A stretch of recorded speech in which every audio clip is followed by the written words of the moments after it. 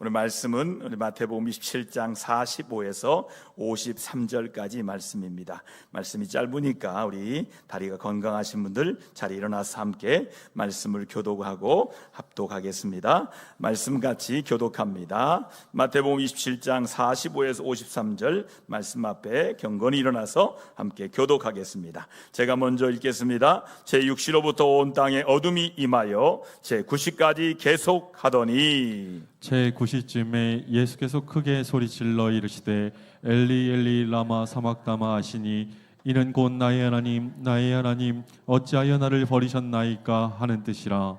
거기 섰던 자 중 어떤 이들이 듣고 가로되 이 사람이 엘리야를 부른다 하고, 그 중에 한 사람이 곧 달려가서 해면을 가져다가 신 포도주에 적시어 갈대에 꿰어 마시게 하거늘 그 남은 사람들이 이르되 가만두라, 엘리야가 와서 그를 구원하나 보자 하더라. 예수께서 다시 크게 소리 지르시고 영원히 떠나시니라. 이에 성소 휘장이 위로부터 아래까지 져져 둘이 되고 땅이 진동하며 바위가 터지고 무덤들이 열리며 자던 성도의 몸이 많이 일어나되, 다 같이 함께 합니다. 예수의 부활 후에 저희가 무덤에서 나와서 거룩한 성에 들어가 많은 사람에게 보이니라. 아멘. 이는 살아계신 하나님의 말씀입니다. 자리에 앉아서 잠깐 기도하고 말씀 함께 나누도록 하겠습니다. 하나님 아버지, 성경에서 가장 귀하고 또 귀한 말씀 가운데 오늘 십자가의 이야기를 함께 말씀으로 나누기 원합니다. 우리가 십자가 이야기를 자세히 알게 하시고 바르게 알게 하셔서 십자가를 통하여 복음의 메시지가 우리 삶 속에 승화되게 하시고 체화되게 하시고 또 말씀 속에 살아가도록 인도하여 주옵소서. 오늘 십자가 이야기를 통해 주님의 음성 듣는 귀하고 복된 시간 되기를 예수 그리스도의 이름으로 감사하며 간절히 축복하며 기도 올려 드리옵나이다. 아멘. 세상이 아무리 강팍한다 해도 선한 사람들은 여전히 많습니다. 어려운 이들을 위해 봉사하고 자신의 것을 나누면서 진심을 다해 이웃을 섬기는 이들의 소식이 계속해서 이어지고 있습니다. 그러나 이런 선행이 우리를 구원의 문으로 인도하지는 못합니다. 구원은 사람들 보기에 선한 사람이 아니라 예수님을 구세주로 믿는 사람들에게 은혜로 주어지는 것이 구원입니다. 믿으시죠? 우리는 선행으로 구원받는 사람들이 아니에요. 어떤 사람이 그런 말을 하더라고요. 목사님, 제가 교회를 갔으면서 오히려 실망을 했어요. 무슨 말입니까? 제가 만난 그룹보다 교회에 있는 분들이 더 선하지 않은 것 같아요. 그랬죠. 당연하죠. 교회는 죄인들이 모이는 곳이거든요. 자기가 죄인 줄 아는 사람이 모이기 때문에 어쩌면 당신의 그 그룹보다 교회 사람들이 선해 보이지 않을 수 있습니다. 그건 당연한 겁니다. 여러분, 예수 믿는 사람들이 선한 사람이 있느냐? 여러분, 그렇지 않아요. 선한 사람도 있지만 은혜로 구원받는 죄인들도 있다는 거예요. 왜냐하면 모든 사람이 다 죄를 품고 있는 거예요. 누군가 고집스럽게 미워하기도 합니다. 은밀한 습관을 끊어내지 못하기도 하고 자신의 이익을 챙기기 위해 편법을 쓰기도 합니다. 이건 교회 밖이나 교회 안이나 동일합니다. 여러분, 이런 죄들을 이겨내기 위해서 우리는 마음속으로 양심과 싸우지 않습니까? 분명히 죄인인 것을 알지만 그 고리를 끊어내지 못하는 연약함이 우리 안에 다 있다는 거예요. 이런 죄의 문제가 하나님과 관계를 막습니다. 여러분, 어떤 사람이 하나님을 만나지 못할까요? 자기 죄의 문제를 솔직하게 고백하지 않는 사람들은 하나님과의 관계가 계속해서 막혀요. 다윗이라는 사람도 왕이 되어서 그가 큰 죄를 범합니다. 자기 부하를 죽이고 자기 죄를 가리기 위해서 죄를 짓잖아요. 그리고 아무도 모르겠지라고 그랬잖아요. 근데 나단 선지자가 죄를 고백하지 않은 다윗에게 죄를 지적하잖아요. 그 죄에 대한 고백이 바로 시편 51편에 나오잖아요. 하나님, 내게서 정직한 영이 임하게 하셔서 성령이 나를 버리지 않게 해달라고. 만약에 다윗이 그때 죄를 고백하지 않고 계속해서 죄를 숨겼으면 다윗 또한 하나님과의 관계가 막혀서 결국 그는 어떻게 됐을까요? 성군 다윗이 아니라 그까지 회개하지 않는 못된 왕이 되었을 겁니다.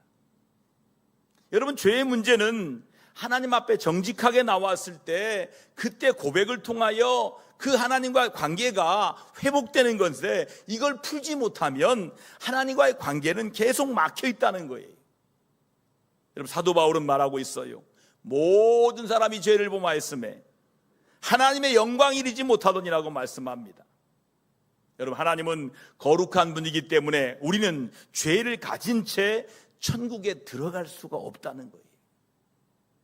이 죄 문제를 해결하지 않고서는 천국에 들어갈 수가 없다는 거예요. 이 죄의 문제를 해결하기 위해서 예수님이 십자가에 돌아가심으로써 죄인된 우리가 구원받을 수 있는 유일한 길을 열어주신 거예요. 여러분, 이 죄의 문제에 대해 해결책이 되어주신 분이 바로 예수님이에요. 자, 오늘 말씀을 통해서 십자가 속에 들려진 이야기를 통해 주님의 음성을 생생하게 들으시는 여러분 되기를 주의 이름으로 축원합니다. 첫 번째 음성은 용서받았음을 믿으라고 말씀하십니다. 45에서 50절의 말씀에 나와 있어요. 용서받았음을 믿어라, 이렇게 말씀하고 있는 거예요. 예수님은 아침 9시에 십자가에 매달리셨어요. 9시부터 정오까지 평상시처럼 밝았으나 정오에 초자연적 어둠이 땅을 덮었습니다. 이 어둠이 오후 3시까지 계속되었습니다. 이것은 모래폭풍이나 일식 때문에 일어난 사건이 아니었습니다. 이 어둠이 어떻게 발생했는지 확실히 알 수는 없지만 분명한 것은 하나님이 하신 일이라는 게 사실입니다. 대낮에 온 땅의 높은 어둠은 하나님이 인간의 죄를 심판하시는 표시이기도 했습니다. 어둠이 내리기 전에 예수님은 3번 말씀하셨어요. 먼저 자신을 십자가에 못 박은 사람들을 위해서 기도하셨습니다. 자, 누가복음 23장 34절 기도원을 같이 읽겠습니다. 함께 합니다. 아버지, 저들을 사하여 주옵소서. 자기들이 하는 것을 알지 못함이니이다. 여러분, 예수님이 지난주 말씀대로 그래도 기도하시잖아요. 예수님은 원은 뭐예요? 이 십자가 달리지 않는 거예요. 그런데 하나님은 아니라는 거예요. 네가 죽어야 산다는 거예요. 그러면 십자가에 달려서 뭐 한 거예요? 그래도 기도하는 거예요. 아버지, 저들을 용서하여 주옵소서. 저들이 아는 것을 알지 못함이다. 기도하셨어요.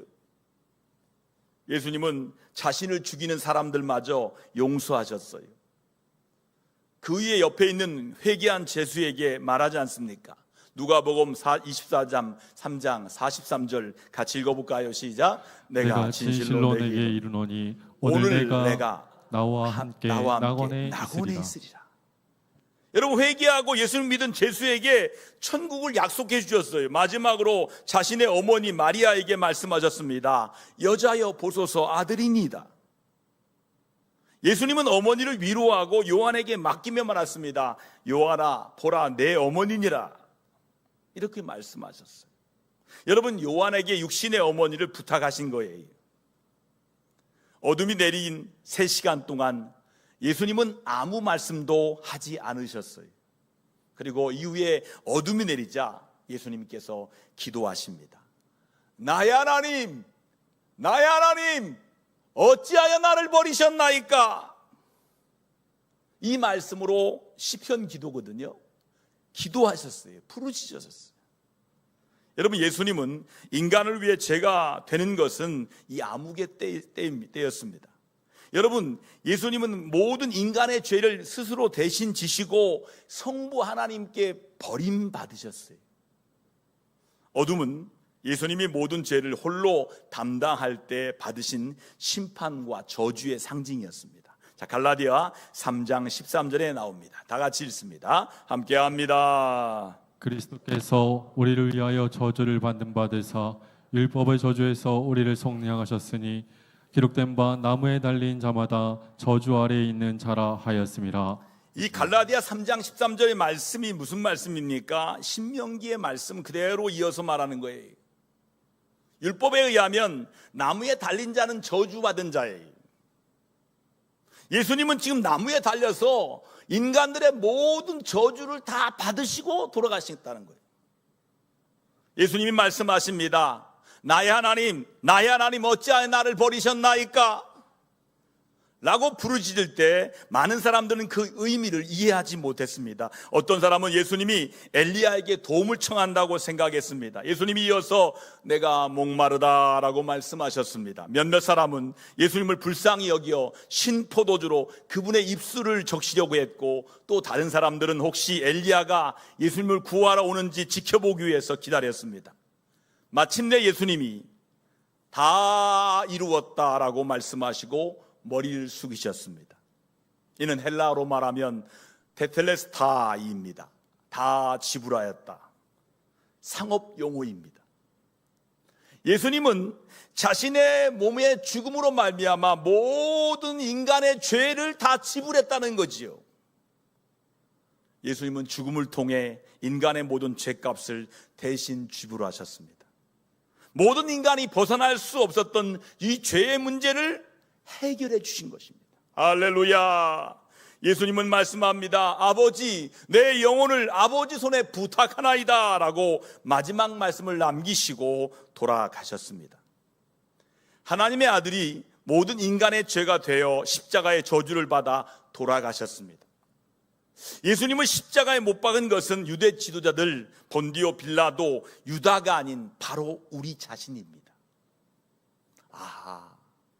예수님이 나 때문에 십자가에 돌아가셨구나. 이걸 깨닫는 사람들이 예수 믿는 사람이에요.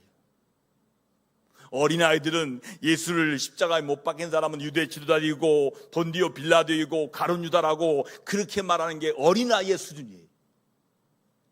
근데 조금 믿고 나면 내가 나 때문에, 우리 때문에, 바로 나의 죄 때문에 예수님이 십자가에 못 박혔구나, 이것을 아멘하고 믿어질 때 십자가 앞에 서면 우리의 눈에선 하염없이 눈물이 나오는 거예요.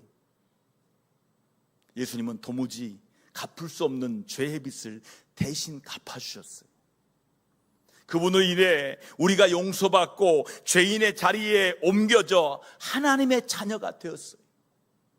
두 번째 음성은 하나님과 가까워졌음을 믿으라라고 말씀하신 거예요. 누구와 가까워졌다고요? 하나님과 가까워졌다. 이것을 믿어라. 여러분, 예수님 당시 예루살렘에서 성전이 있었는데 성전에는 성소와 지성소를 들어갈 수가 없었어요. 오직 대제사장만 1년에 딱 한 번 속죄일에만 이 지성소에 들어갈 수가 있었습니다. 그 외에는 아무도 그곳에 들어가서 하나님과 대면할 수가 없었습니다. 예수님이 십자가에 돌아가셨을 때 그 휘장이 위에서부터 아래로 쫙 찢어졌습니다. 여러분, 그 휘장은요, 인간의 힘으로 찢기 어려운 휘장이에요.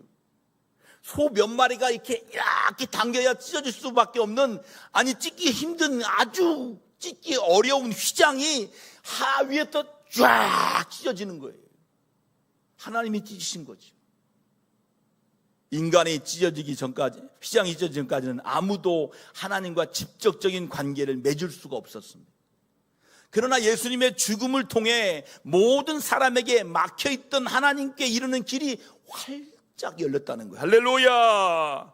하나님이 모두를 그분 앞으로 영접해 주신 것입니다. 예수님이 이 죄의 문제를 해결해 주셨기 때문에 이제 하나님을 찾는 사람은 누구든지 그분과 직접 관계를 맺을 수 있는 거예요.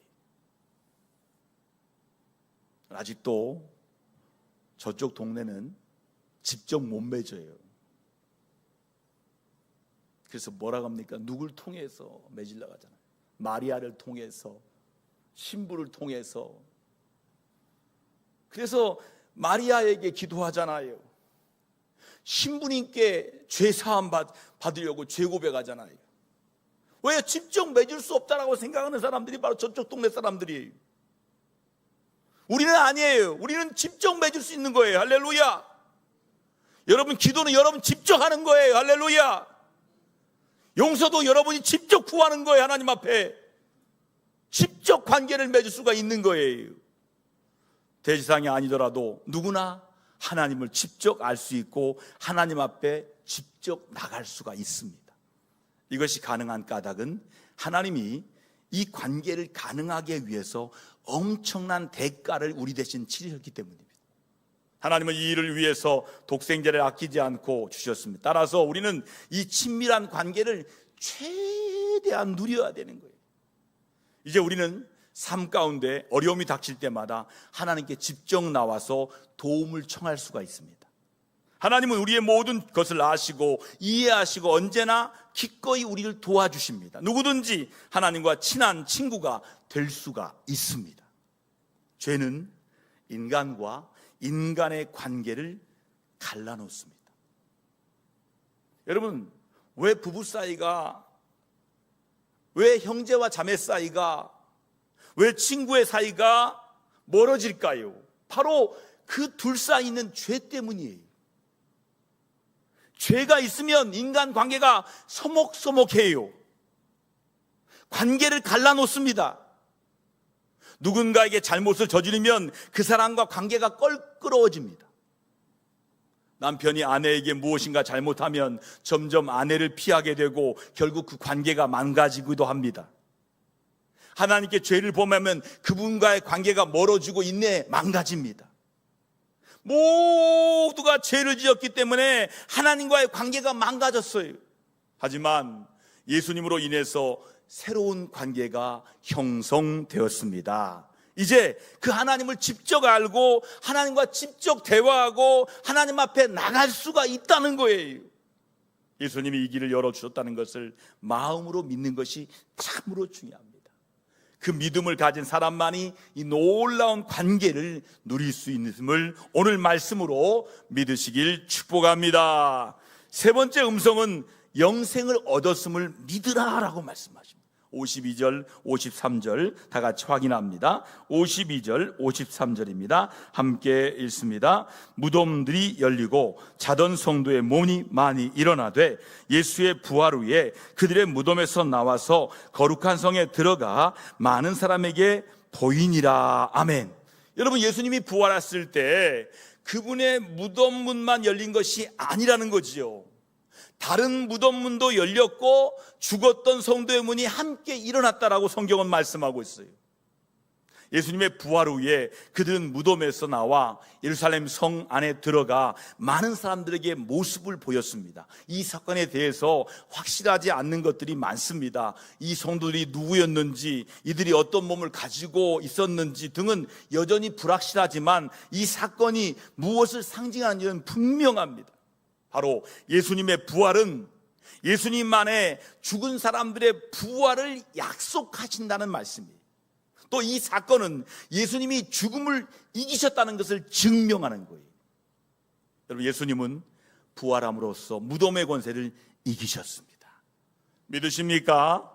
우리의 삶과 죽음, 부활로 인해 무덤은 힘을 잃어버렸어요. 그래서 예수님을 믿는 사람들은 부활이 있고 영생이 있음을 믿을 수 있는 거예요. 자, 예수 믿는 사람들이 죽으면 그의 영은 바로 천국에 올라갑니다. 그래서 예수님은 십자가에서 회개한 죄수에게 뭐라고 했습니까? 같이 한번 읽어볼까요? 내가 진실로 내게 이르노니 오늘 내가 나와 함께 낙원에 있으리라. 이렇게 말씀하셨어요. 그의 육체는 이 세상에서 남아 썩겠지만 영은 그가 죽은 후에 곧바로 천국에 주님과 함께 올라간다는 거죠. 그리고 예수님이 재림하실 때 그의 몸도 부활할 것입니다. 그 후에 부활한 몸은 그의 영과 다시 하나가 될 것입니다. 이것이 믿는 우리에게 모두 다 이루어진다는 거예요. 예배 때마다 여러분 사도신경 뭐라고 배웁니까? 몸의 부활을 믿습니까? 여러분, 사도신경을 줄줄 외우기만 하지 마세요. 보세요.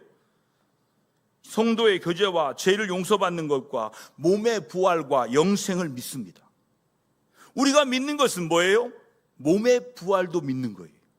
영생을 믿는 거예요. 아멘입니까? 고백한 대로 믿어야 하잖아요. 몸의 부활을 믿습니까? 고백하잖아요. 영생을 믿습니까? 아멘. 우리는 예수님 안에서 영생에 비추어 살아야 되는 거예요. 이 세상은 전부인 것처럼 살아서는 결코 안 됩니다. 이 세상의 삶은 언젠간 끝납니다.